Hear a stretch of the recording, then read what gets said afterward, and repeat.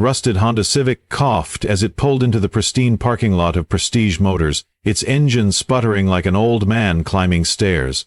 Every gleaming Porsche, BMW and Mercedes seemed to recoil from the 1998 vehicle, as if poverty were contagious. Zara Nakamura stepped out of her car, adjusting her simple black dress and worn leather purse. She could already feel the eyes on her, the sideways glances from customers in designer clothes, the barely concealed smirks from salespeople in their pressed suits.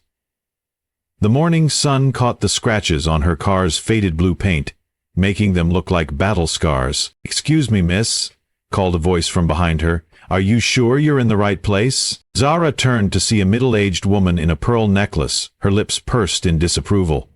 Behind her stood a group of well-dressed customers, their expressions ranging from amusement to disgust. "I'm exactly where I need to be," Zara replied quietly, her voice carrying a strength that made the woman step back. As she walked toward the gleaming showroom, the whispers followed her like shadows. They had no idea that by the end of the weekend their assumptions would cost them everything they thought they knew about success, dignity, and the true measure of a person's worth. Zara Nakamura hadn't always driven a beat-up Honda Civic. 3 years ago, she could have afforded any car in this showroom, but the dented vehicle in the parking lot represented something more valuable than luxury. It was the last gift from her father, Hiroshi, who had worked 3 jobs to keep their family afloat after immigrating from Japan. "Keep this car running, Zara-chan," he had whispered on his deathbed, pressing the keys into her palm. "It will remind you where you came from, even when you reach the stars." At 28, Zara had indeed reached the stars. Her mobile app company, Zenith Solutions, had revolutionized project management software, earning her a fortune that most people could only dream of. But every morning, she chose to drive her father's Honda instead of the Tesla sitting in her garage. It kept her grounded, reminded her of the nights when her family had eaten rice and beans for weeks, when her mother Yuki had worked double shifts at the factory while studying English by candlelight. Prestige Motors stood like a temple to wealth in the heart of Bellevue's most affluent district. Floor-to-ceiling windows showcased vehicles that cost more than most people's homes. The showroom gleamed with marble floors and crystal chandeliers, while soft jazz music played from hidden speakers. Everything about the place screamed exclusivity, from the Italian leather furniture to the complimentary champagne served to qualified customers. Marcus Sterling, the top salesman, prided himself on reading people within seconds. Designer watch?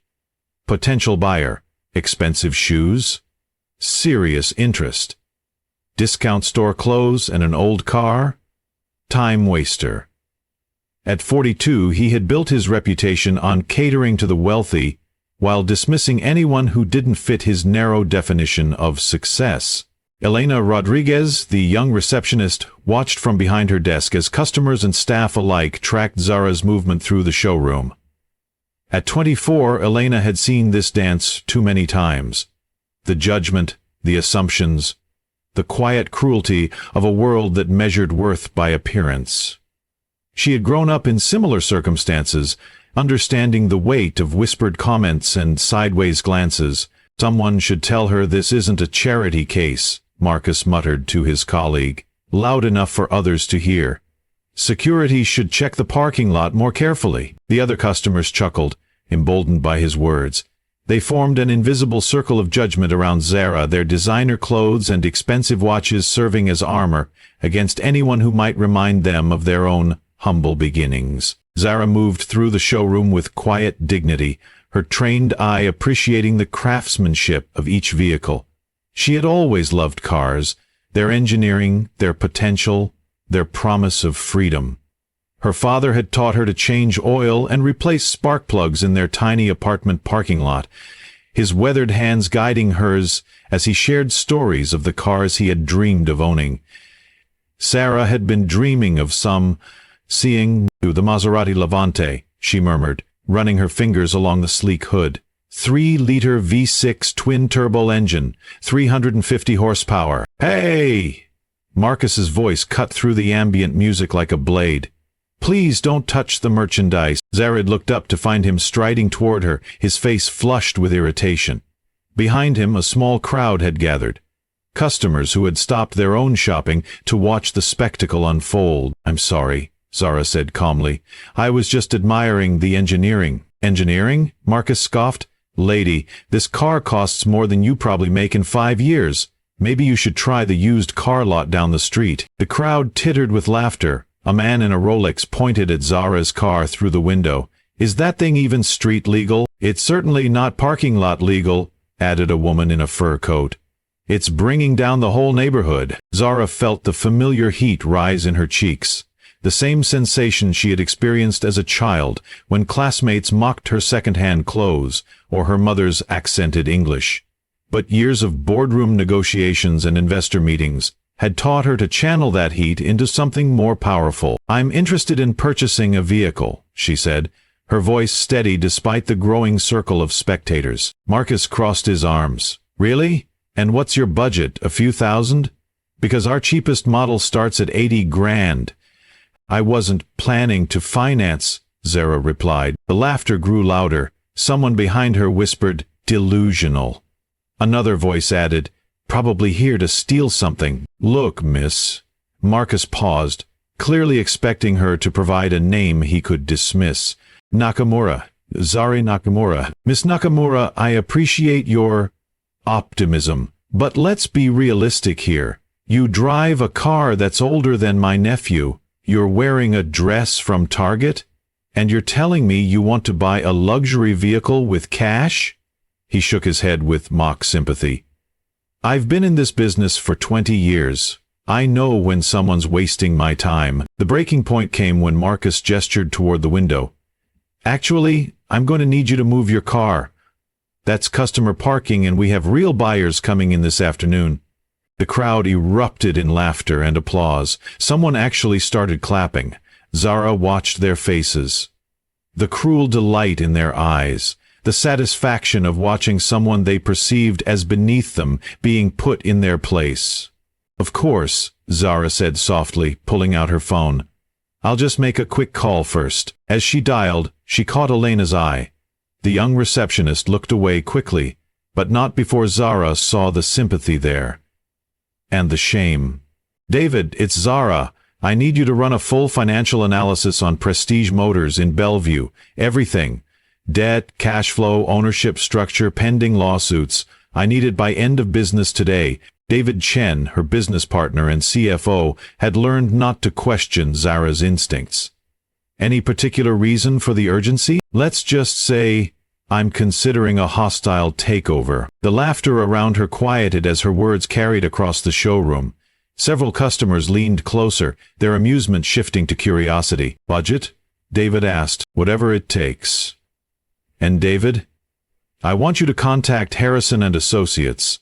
Tell them I need a full acquisition team, ready to move by Monday morning." As she hung up, Zara noticed the change in atmosphere. Conversations had stopped. Marcus's confident smirk had wavered slightly. "Nice try," he said, but his voice lacked its earlier conviction. Anyone can make a phone call. That night, Zara sat in her father's chair in her downtown penthouse, surrounded by financial reports and legal documents. The city lights twinkled below like stars, but her mind was elsewhere. In a tiny apartment 20 years ago, watching her father count and recount their monthly budget, his face etched with worry. "Zara-chan," he had said during one of their hardest months, "people will judge you by what you have, not who you are. But remember, true strength comes from proving them wrong without losing your kindness." She had been 12 then, crying because her classmates had mocked her lunch of rice and leftover vegetables. Her father had held her close, his calloused hands gentle on her hair. "Someday you will have the power to change things. When that day comes, remember this feeling. Use it to make the world better, not just to make yourself feel better." Now, staring at the financial reports spread across her glass coffee table, Zara understood what her father had meant. Prestige Motors was hemorrhaging money, bad investments, declining sales, mounting debts. The owner, Richard Blackwood, was desperate for a buyer but too proud to admit it publicly. His asking price was 20 million, but the real value was half that. Her phone buzzed with a text from David. Company is in worse shape than we thought. Owner is facing personal bankruptcy. Could acquire for 12 million if we move fast. Zara smiled, remembering her father's words about patience and timing. She had both. By Saturday evening she had assembled a team of lawyers, accountants, and acquisition specialists. By Sunday afternoon the papers were signed. By Monday morning she owned Prestige Motors. The weekend had changed everything, but the real transformation was just beginning. Monday morning arrived with the clarity of a bell. Zara parked her Honda Civic in the same spot where she had been humiliated 3 days earlier. This time, however, she carried a leather briefcase and wore a confidence that seemed to radiate from her like heat. Elena was the first to see her enter. The young receptionist's eyes widened in recognition, but before she could speak, Zara placed a finger to her lips and winked. "Good morning, everyone," Zara announced, her voice carrying across the showroom. "I'd like to introduce myself properly. I'm Zara Nakamura, your new owner." The reaction was immediate and varied.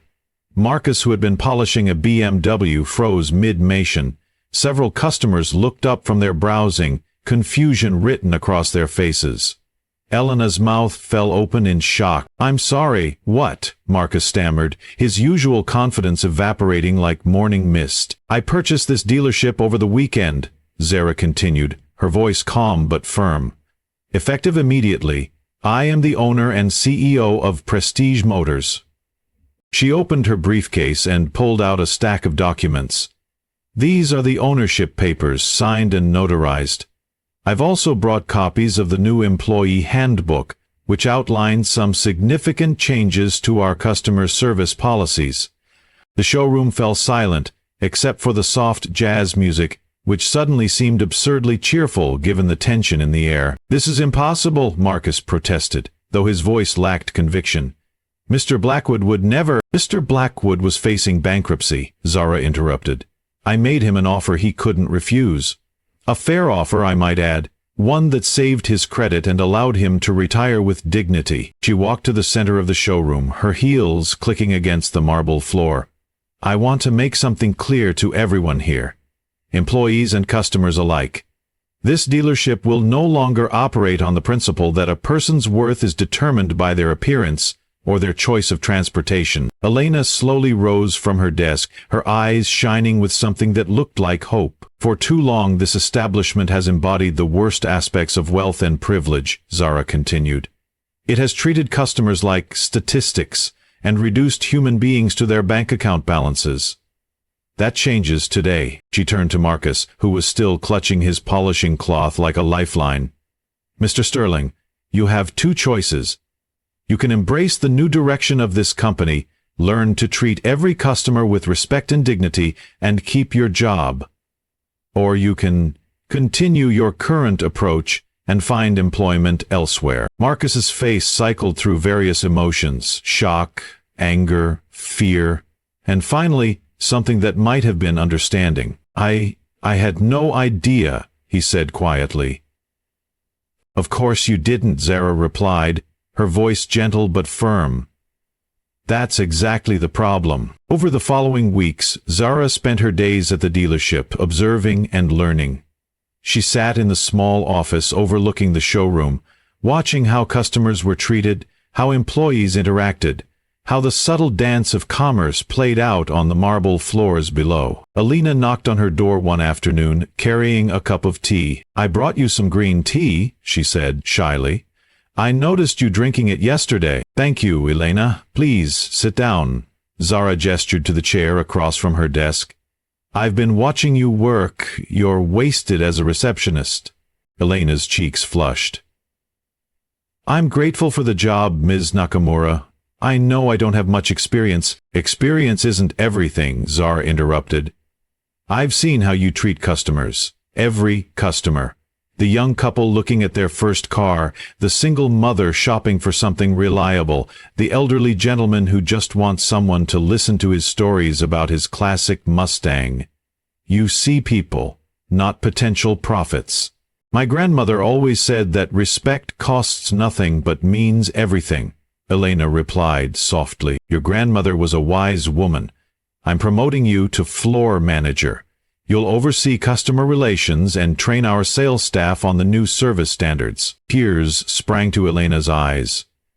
"Monsieur Nakamura, I don't know what to say. Say you'll help me build something better here." The conversation with Marcus was more challenging. He sat across from her desk the following week, his usual swagger replaced by nervous energy. "I've been thinking about what you said," he began, "about how I treated you, and I'm ashamed." Zara leaned back in her chair. "Tell me about your first job, Marcus." "My first job?" He looked confused. "I was a bag boy at a grocery store, 14 years old, needed the money to help my mom with bills after my dad left." "And how did the customers treat you?" Marcus was quiet for a long moment. "Some were kind, others acted like I was invisible. Or worse, like I was stupid because I was bagging groceries. But you forgot that feeling when you started selling cars." "I guess I did," he rubbed his forehead. "I thought I was protecting myself. If I could identify the serious buyers quickly, I could avoid wasting time on people who couldn't afford our cars." "And what about the people who could afford them, but didn't look the part?" Marcus winced. "Like you, like me," Zara agreed. "Marcus, I'm not firing you, but I am giving you a chance to remember who you used to be. The boy who needed kindness and respect. Can you be that person for our customers?"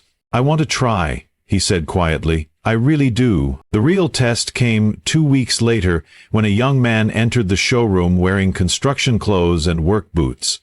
Zara watched from her office as Marcus approached him, his body language tense with old habits. She held her breath as Marcus extended his hand. "Good afternoon, I'm Marcus Sterling. How can I help you today?" "I'm looking for something reliable," the young man said. "I just got a promotion at my construction company, and my truck finally died." "Congratulations on the promotion," Marcus replied, and Zara could hear the genuine warmth in his voice. "Let's find you something that fits your needs and your budget." As she watched Marcus patiently show the customer different vehicles, answering questions without condescension, Zara felt something she hadn't experienced in years. Pride in humanity's capacity for change. That evening she called Elena into her office. "I saw Marcus with the construction worker today," Elena said before Zara could speak. "He was completely different. Patient, respectful, helpful." "People can change," Zara said. "They just need the right motivation and support." "Is that why you bought this place, to change people?" Zara looked out the window at her father's Honda, still parked in the same spot she had chosen that first day. "I bought this place because someone needed to prove that worth isn't measured by what you drive or wear. But you're right. It's also about giving people the chance to be better than they were." 6 months after the acquisition, Prestige Motors had become a different place entirely. The changes were visible from the moment customers entered the showroom. Gone were the subtle barriers that had separated worthy customers from others. The complimentary refreshments were offered to everyone. The seating areas were arranged to welcome rather than intimidate. Elena had transformed from a shy receptionist into a confident leader. She had implemented a customer feedback system that tracked not just satisfaction with purchases, but with the entire experience. The results were telling. Customer satisfaction had increased by 300%, and word-of-mouth referrals had become their primary source of new business. "We had a family come in yesterday," Elena reported during their weekly staff meeting. "The father was a janitor, the mother a teacher's aide. They were looking for a reliable used car for their teenage daughter. In the old days, we would have shown them the door," Marcus finished. "Instead, we spent 2 hours helping them find the perfect car within their budget. They left here feeling respected and valued." The financial transformation was equally remarkable. Despite, or perhaps because of their new customer-first approach, sales had increased by 45%. The dealership had earned recognition from several automotive industry publications for their innovative customer service model. "It turns out," Zara told her business partner David during one of their monthly reviews, "that treating people with dignity is actually good for business." "Who would have thought?" David laughed. "Though I have to ask, Do you ever miss the excitement of the tech world? Zara considered this. I thought I would, but there's something deeply satisfying about this work. Every day I see people's lives change. A single mother getting reliable transportation to work. A young couple buying their first car together. A grandfather trading in his sedan for something he can take his grandkids camping in. These aren't just transactions. They're life moments. The most remarkable change was in Marcus. The arrogant salesman had evolved into a mentor for the younger staff members. He had developed a training program called Dignity First, which had been adopted by 3 other dealerships in the region. I received a call from a customer yesterday, Marcus reported during a staff meeting. A woman I helped 6 months ago. She wanted to thank me for treating her with respect when she was going through a divorce and needed a reliable car. She said I was the first person in months who had made her feel like she mattered. How did that make you feel? Zara asked. Like I was finally doing the job right, he replied. Like I was becoming the person I should have been all along. 1 year after the acquisition, Zara stood in her office window, watching the morning bustle of the showroom below. A young woman in scrubs, clearly a medical professional coming off a night shift, was being helped by one of the newer sales associates. The interaction was warm, respectful, and focused on finding the right vehicle for her needs, not maximizing the profit margin. Her phone buzzed with a text from her mother. Your father would be so proud. Zara smiled, touching the small photo of her father that she kept on her desk. Hirotoshi Nakamura, forever captured in a moment of joy, working on his beloved Honda in their old apartment parking lot. Mrs. Nakamura? Elena appeared in the doorway. There's someone here to see you. Zara turned to find a young man in his early 20s, wearing a mixture of nervousness and determination. He looked familiar, but she couldn't place him. I'm sorry to bother you, he said, but I wanted to thank you. My name is Miguel Santos. You probably don't remember me, but I was here about 6 months ago. I was looking for a car after my mother's old sedan broke down. Zara remembered now. The young man in construction clothes, whom Marcus had helped. Of course, Miguel. How is your mother? That's why I'm here. Because of the car you helped me get, I was able to take a better job across town. I got promoted to supervisor, and now I'm managing my own crew. My mother doesn't have to work 2 jobs anymore. He pulled out a small envelope. I know this might seem silly, but I wanted to give you this. Inside was a handwritten note and a photo. The note read, Thank you for seeing me as a person worthy of respect. You changed my life. The photo showed Miguel with an older woman, his mother, both smiling broadly next to a modest but well-maintained sedan. Miguel, Zara said softly, this is the most beautiful gift anyone has ever given me. As he left, Zara reflected on the journey that had brought her to this moment. The humiliation, the anger, the determination to prove them wrong. All of it had led to something larger than revenge. It had led to transformation. Her father's Honda still sat in the parking lot, and she still drove it every day. Not because she couldn't afford something better, but because it reminded her of the most important lesson her father had taught her. True wealth isn't measured by what you possess, but by the positive impact you have on others. The dealership now employed 43 people, all trained in the principles of dignity and respect. They had helped thousands of customers find not just vehicles, but confidence and hope.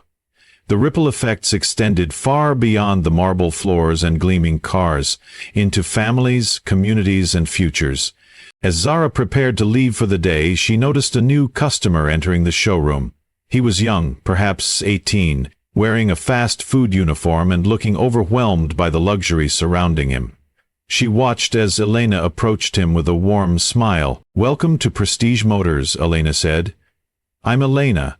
How can I help you today? The young man straightened his shoulders. I'm looking for my first car. I just got a promotion at work and I need something reliable. Congratulations on the promotion, Elena replied. That's wonderful. Let's find you something perfect. Zara smiled and headed for the door, knowing that the cycle of dignity and respect would continue long after she was gone.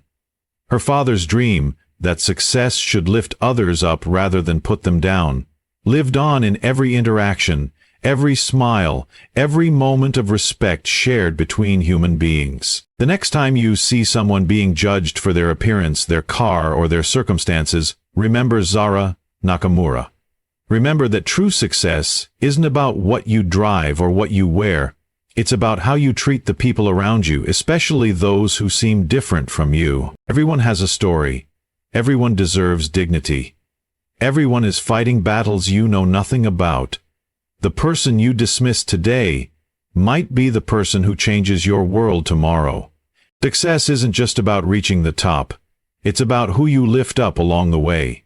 And sometimes the most powerful thing you can do is simply see someone else as worthy of respect. If this story moved you, if it reminded you of your own moments of judgment or grace, I'd love to hear from you. Share your thoughts in the comments below. Have you ever been judged unfairly? Have you ever caught yourself making assumptions about someone else? Let's start a conversation about how we can all do better. Don't forget to like this video if it inspired you, and subscribe for more stories that celebrate the power of human dignity and the courage to change. Until next time, remember, you never know who you're really talking to, so treat everyone like they matter, because they do. In the complex landscape of human psychology, few phenomena are as powerful yet as destructive as our tendency to make snap judgments based on superficial appearances. Research conducted by Princeton University reveals that people form lasting impressions of others within milliseconds of initial contact, often before a single word is exchanged. These lightning-fast assessments, while evolutionarily designed to help our ancestors identify threats and allies, have evolved into sophisticated systems of social stratification that perpetuate inequality in modern society. Dr. Malcolm Gladwell's groundbreaking work on thin slicing demonstrates how humans can make remarkably accurate predictions about certain behaviors based on minimal information.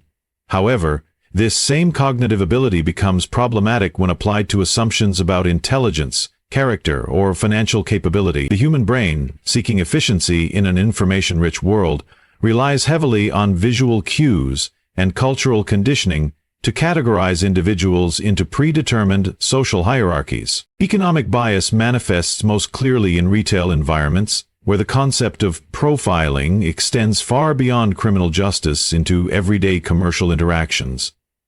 Sales professionals, whether consciously or unconsciously, engage in a practice known as qualifying customers, rapidly assessing their potential purchasing power based on clothing, accessories, speech patterns, and even body language. This behavior stems from legitimate business concerns about time allocation and resource management, but often crosses into discriminatory territory that excludes potentially valuable customers. The luxury goods industry has historically operated on exclusivity principles that deliberately create barriers to entry.